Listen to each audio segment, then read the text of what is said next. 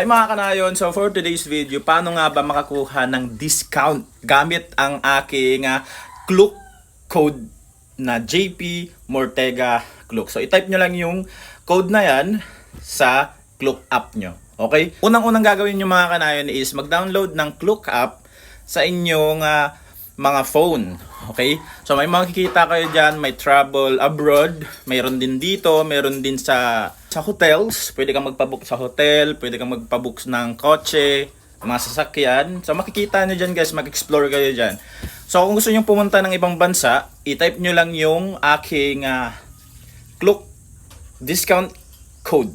Okay?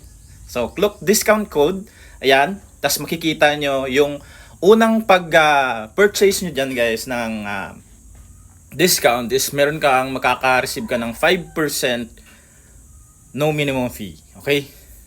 So, next is 3% kapag second time mo nang gamitin ang aking Klook app code. Okay? So, ganun lang kadali.